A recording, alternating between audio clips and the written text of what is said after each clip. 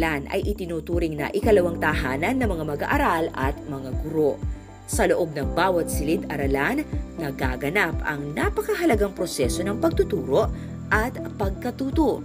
Dahil dito, ito ay dapat nasa maayos at kaaya-ayang kalagayan. Ang Search for the Best Classroom ang naging programa ni Ginang Annabel Lucum, punong guro ng Santa Teresita Elementary School dito sa Angeles City. Isa siya sa mga kinilala bilang isa sa mga katangi-tanging punong guro sa Rehiyong 3. Ang layunin ng proyektong ito ay upang mapagandang lalo ang mga iba't ibang kwarto namin, luma man o bago man.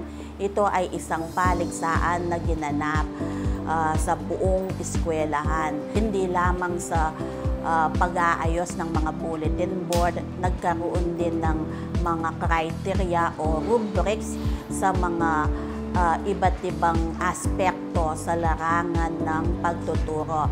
Ako din bilang isang teacher, naniniwala ako na ang classroom is a holy place for learning.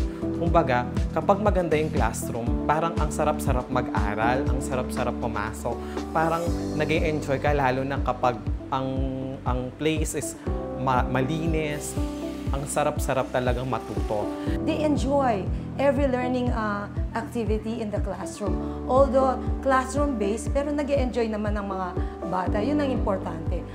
Mga bata namin na nag-aaral dito, mga magulang, at saka lalong-lalo na yung mga kasamaan kong mga guro, tulong-tulong sila. Ito ay lumaki ng lumaki hanggang sa ang isang, hindi mo mawari na ang isang kwarto ay pwede palang maging maganda at maging isang parang pangalawang bahay na ng mga bata. Ito rin ay nagbibigay ng pagpapahalaga para sa mga kontribusyon ng mga magulang, yung mga donation nila sa classroom. Nakikita nila na nagagamit namin, mga guro, mga bata. So, nagbibigyan ng kahulugan ang kanilang binahambag sa aming mga guro.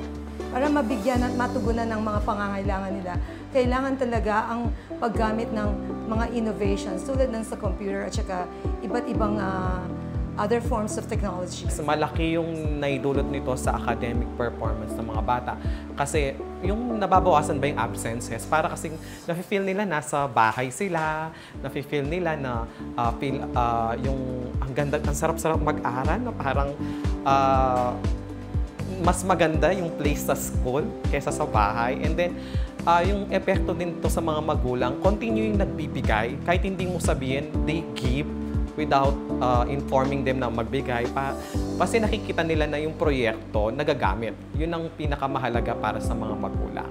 Dahil ang mga bata ay nahikayat na palaging pumapasok sa pangalawang tahanan nila sa loob ng silid-aralan, nagkaroon ng pagbabago sa aming National Achievement Test. Pang-4 kami sa pinakamataas sa division level. Makikita mo talaga sa mga bata na abang nagtuturo ang kanilang guro gamit ang mga iba't ibang uri ng teknolohiya, sila ay talagang nagkakaroon ng pagbabago, tumataas ang mga grado nila, tumataas ang mga score nila kahit na anong klase ng pagsusulit ang ibigay mo sa kanila.